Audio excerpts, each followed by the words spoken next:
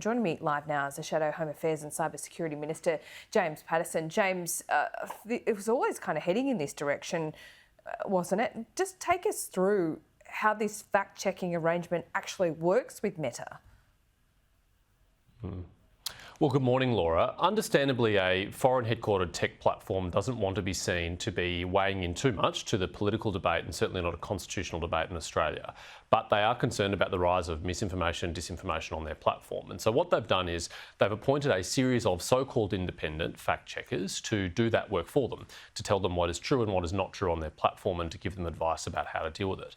The problem that Meta has run into that is with the RMIT Factlab is that they're not an independent fact checker. In fact, they're a self-appointed fact checker. They didn't even have the international accreditation that they were supposed to have. And in relation to The Voice, in my view, they were undergoing very partisan, very biased fact checks that consistently favoured the yes side, that consistently targeted the no side, and frankly, on very dubious grounds, started labelling things as misinformation in the Voice debate. Now, I think Meta has come to its senses and they've realised that this is an untenable situation. It puts them in a very difficult situation, and I really welcome their decision to end their relationship with RMIT. And I think any other media organisation that has that same relationship, that works with them on the same basis, should be equally reviewing them right now, because this is going to be a very important 6 weeks in the history of our country. We are considering the most radical change to our constitution since Federation, and we cannot have the sincerely held opinions of Australians being censored on social media platforms as part of that debate. This also coincides with some legislation the current government wants to pass as well when it comes to misinformation on social media. I mean, they're trying to really clamp down on misinformation, but also putting it in the hands of someone and something with a lot of subjectivity.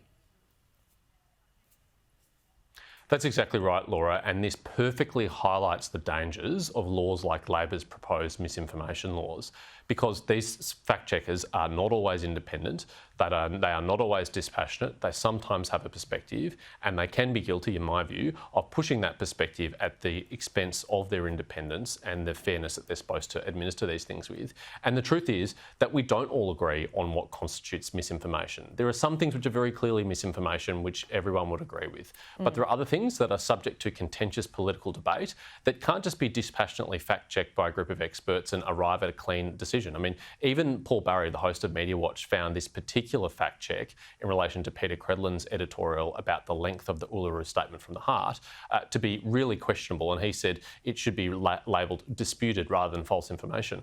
Well, actually, everything in a debate in pop-out politics and the Constitution is disputed. That's the nature of it. We're having a political debate about it, and this is a highly partisan charged debate. So I don't think these fact checkers, self-appointed, should be wading into that and saying that these things are true and these things are not true when Australians can form their own views. Okay, so what about the misinformation legislation and this government's aim to crack down on it? Do you think this bill should be scrapped altogether, or do you think is there a way we can actually do it without, you know, what we've just seen happen as a really bad example? There's no question in my mind that this bill should be thrown in the bin straight away. It is an absolutely friendless bill. It's been attacked by the Media, Entertainment and Arts Alliance, by the Human Rights Commission, by civil liberties bodies, by the social media platforms themselves, by media organisations. You cannot find a single person who would defend this bill other than the Minister, Michelle Rowland. Even ACMA, who is responsible for helping the government draft the bill, has emphasised that this is only a draft bill, that it is out for consultation, and the Chair, Nerida O'Loughlin, described the criticisms of the bill as very valid. Now, when the department that's supposed to be administering it thinks that the criticisms are valid, I think we've got a very serious problem with the bill, and I'm surprised the government hasn't walked away from it already.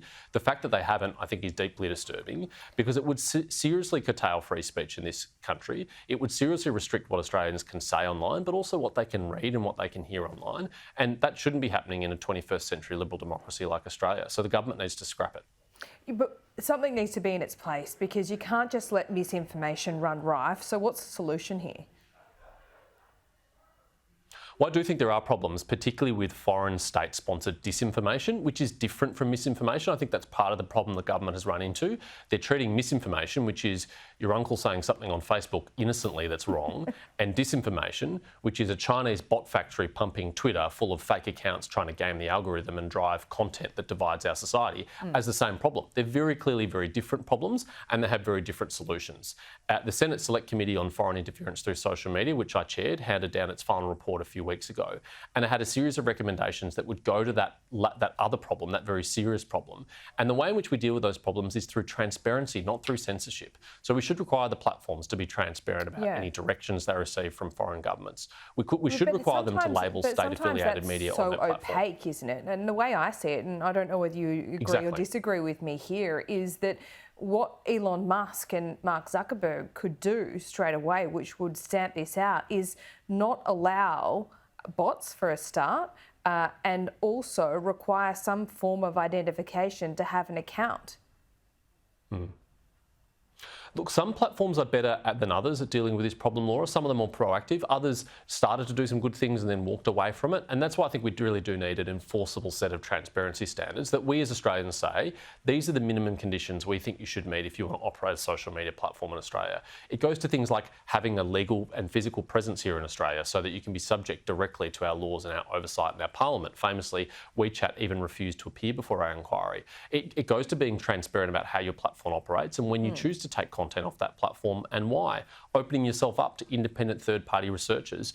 Often these independent bot networks that have been identified have been found by researchers and academics because the platforms have opened themselves up to that scrutiny. But there are a lot of platforms that don't do that, like TikTok and WeChat, that are very opaque in their operations. And I think as Australians, we should insist, you want to operate in this country, you want to serve hundreds of thousands, if not millions of users, well, these are the criteria you have to meet to operate here. Before I let you go, it is worth reminding our viewers what this fact check unit was all about, how much money they potentially stand to gain from Meta. It was close to $1 million a year. And the unit at RMIT was essentially run by the opinion, I guess we could say, of a few. Is that fair? Look, I think your colleague Jack Horton has really ably demonstrated that with his research, where he found that employees of the fact check unit at RMIT, while doing supposedly independent fact checks on the Voice to Parliament debate, were on their own personal social media platforms tweeting support for the yes side of the debate, and in fact using pretty incendiary language to describe people on the no side of the debate, including the opposition leader Peter Dutton. Now, you cannot be both an activist and an impartial and independent fact checker. But it seems that RMIT, the Factlab, has tried to merge the two of those things, and it's no wonder that they have so disproportionately and unfairly targeted the no side of the case. Frankly, I don't think they're well equipped for this task. I think they are very clearly demonstrated their bias, and it's wise that Meta has got out of the business of doing this with them. But the ABC has a very significant relationship with RMIT. I think they should be reviewing that relationship in light of Meta's decision. All right, James, good to talk to you. Thanks so much. A really important issue. Thanks, Laura.